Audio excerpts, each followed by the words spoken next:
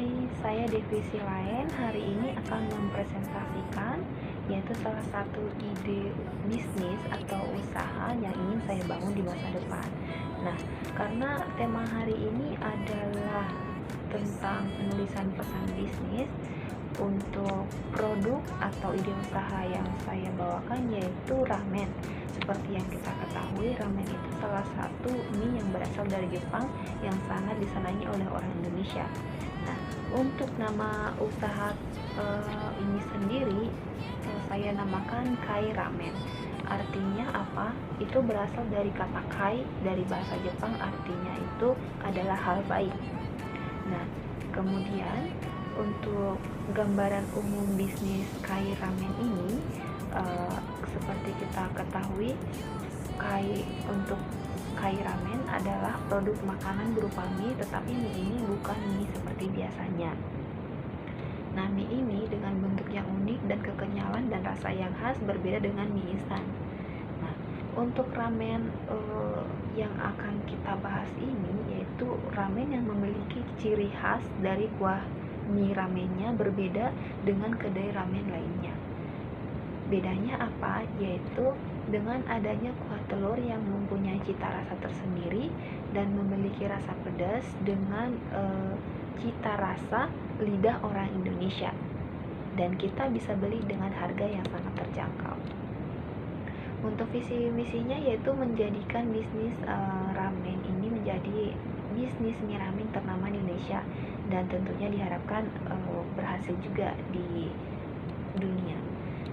Untuk misinya yaitu memprioritaskan label halal, meningkatkan kualitas produk, pemasaran produk dengan sebaik mungkin, dan menjadikan produk ini produk yang unggul dan layak. Untuk kelebihan dari Kai Ramen ini yaitu tersedia dengan harga yang terjangkau. Harganya itu kita mulai dari harga 25.000 sampai 45.000 tergantung jenis ramen yang diminta oleh customer. Untuk menu makanan yang disajikan itu inovatif, jadi ada berbagai jenis rasa. Mungkin seperti yang biasa kita ketahui, ada rasa kari, tom yum, dan juga yang lainnya. Memakai bahan baku yang berkualitas. Suatu usaha akan selalu diingat oleh customer karena kualitas atau rasa yang unik.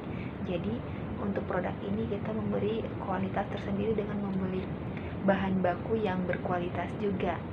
Ya, untuk level kepedasannya itu ada level 1 sampai 15 tergantung selera dari konsumennya.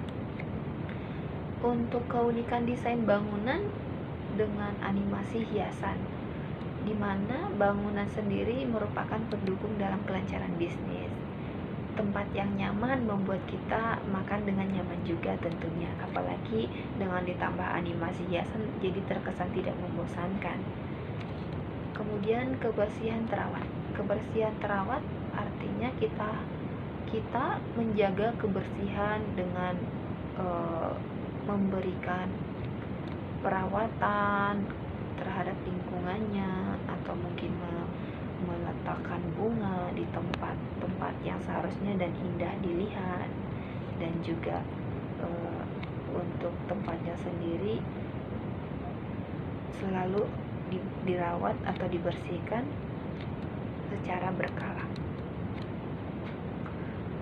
Untuk pemasaran yang kita lakukan di bisnis ramen ini yaitu memberikan penawaran diskon, dan memang mungkin saja kadang tidak memperoleh keuntungan, tetapi untuk yang pasti bisnis akan menghasilkan ribuan prospek baru, dan pelanggan akan membeli kembali dalam beberapa hari mendatang apabila kita memberikan diskon. Nah, yang kedua yaitu salah satu pemasarannya memasang iklan di Facebook yang kita ketahui seperti Instagram dan Google. Nah, untuk zaman sekarang kan Facebook, Instagram, dan Google punya iklan ads tersendiri yang mungkin kita bisa daftar sendiri, atau dengan memberikan endorse juga bisa, mungkin kepada selebgram supaya untuk produk ini bisa dikenal oleh masyarakat luas. Kemudian update promo-promo yang sedang berlangsung di media sosial. Nah, media sosial ini kan sekarang sangat disenangi oleh masyarakat Indonesia. Rasanya tanpa media sosial itu kayak bukan hidup aja gitu ya.